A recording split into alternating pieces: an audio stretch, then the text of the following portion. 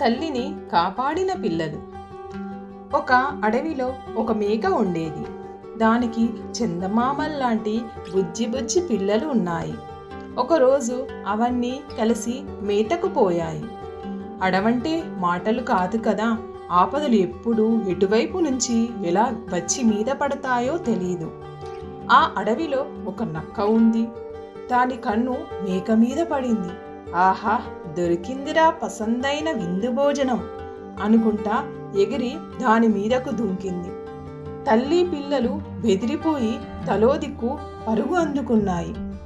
ఈ చిన్న చిన్న పిల్లలు నాకెందుకు, ఎన్ని తిన్నా కడుపులో ఒక మూలకు కూడా సరిపోవు, పడితే ఆ పెద్ద మేకనే పట్టాలి.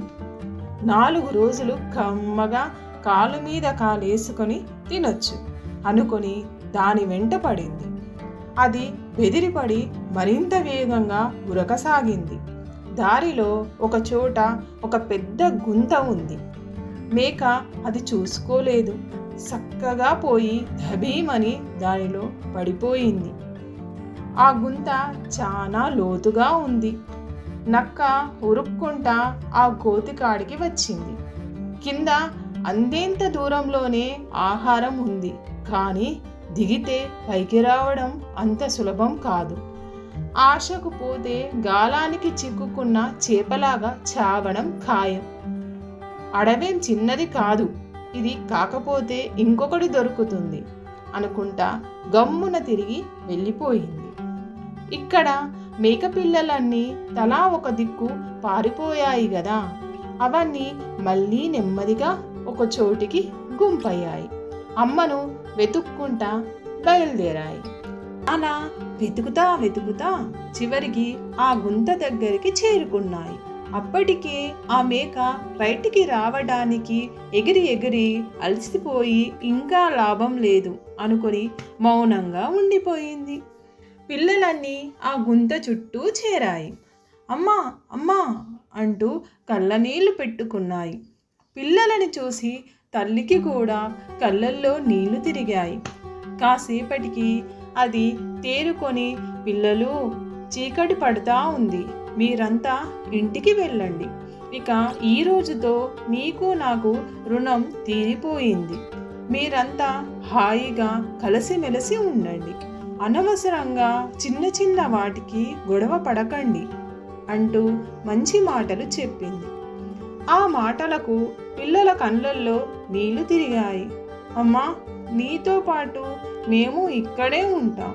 చావైనా బ్రతుకైనా నీతోనే, నిన్ను వదిలి ఎక్కడికి వెళ్ళం అన్నాయి. అప్పుడు ఒక చిట్టి మేక, మనం ఇలా గంటలు కళ్ళనీళ్లు పెట్టుకొని ఏం లాభం లేదు. చీకటి పడేలోగా అందరం తప్పించుకోవాలి. ఉత్త మాటలతో కళ్ళనీళ్లతో పనులు కావు. బుర్రలకు పదును పెట్టండి, సమయం చాలా తక్కువగా ఉంది అనింది. అన్నీ ఆలోచనలో పడ్డాయి. కాసేపటికి ఒక బుజ్జి మేక ఆనందంగా, అన్నలారా, అదిగో అక్కడ చూడండి, ఒక పెద్ద తీగ లావుగా బలంగా ఉంది. దాన్ని తెంపి లోపలికి వదులుదాం, అమ్మను పైకి లాగుదాం. ఎలా ఉంది నా ఆలోచన అంది. ఆ ఉపాయం అన్నింటికి భలే నచ్చింది. వెంటనే పరిగెత్తుకొని పోయి ఆ తీగను నోటితో కొరికి తెంపాయి. దాన్ని మోసుకొని వచ్చి లోపలికి వదిలాయి. అమ్మా, నువ్వు ఒకవైపు గట్టిగా నోటితో పట్టుకో, మేమంతా మరొక వైపు పట్టుకొని పైకి లాగుతాం. ఏం సరేనా అన్నాయి సంబరంగా. పిల్లలు తెలివికి అమ్మ ఆనందంతో మురిసిపోయి సరే అంది.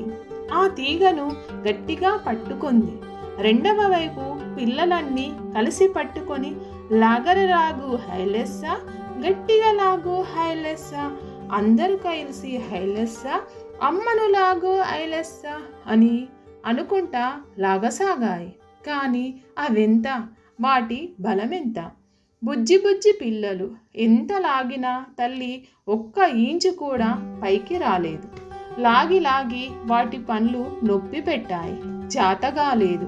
కళ్ళల్లో నీళ్లు తిరిగాయి. అన్నీ గుంత చుట్టూ చేరి అమ్మా, మేము ఓడిపోయాం, నిన్ను కాపాడలేకపోతా ఉన్నాం అన్నాయి దిగులుగా. అంతలో ఒక చిట్టి మేకకు మెరుపులాంటి ఆలోచన వచ్చింది.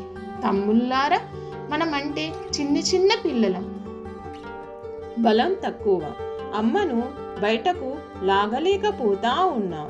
అదే అమ్మ అయితే మనల్ని గుంతలో నుండి ఒక్క నిమిషంలో బయటకు లాగగలుగుతుంది అంది. మిగతావి తలగొక్కుంటా, నిజమే నువ్వు చెప్పేది, కానీ గుంతలో ఉన్నది అమ్మ కానీ మనం కాదు కదా అన్నాయి. అప్పుడు ఆ చిట్టి మేక చిరునవ్వు నవ్వుతా, అన్నలారా, మనమందరం గుంతలోకి దూకేద్దాం, మన మీదకు ఎక్కి అమ్మ బయటకి ఎగురుతుంది, ఆ తరువాత మరలా మనందరినీ ఒక్కొక్కటిగా పైకి లాగుతుంది, ఏమంటారు అంది. అన్నింటికి ఆ ఆలోచన తెగ నచ్చేసింది. వెంటనే అమ్మా అంటా ఒక్కొక్కటి లోపలికి దుంకేశాయి. పిల్లలు ఒకదాని పక్కన ఒకటి నిలబడ్డాయి. తల్లి మేక వాటిపైకి ఎక్కి ఎగిరి గట్టు మీదకు చేరుకుంది. తర్వాత ఒక్కొక్క దాన్ని తీగతో పైకి లాగేసింది. ఆ రోజు వెన్నెల వెలుగుల్లో తనను కాపాడిన పిల్లలకు కోరినవన్నీ చేసిపెట్టి గొప్ప విందు ఇచ్చింది. మీకు ఈ కథ నచ్చినట్లయితే లైక్ చేయండి, మీ ఫ్రెండ్స్కి షేర్ చేయండి. మరిన్ని కథల కోసం కథా సమయాన్ని సబ్స్క్రైబ్ చేయండి.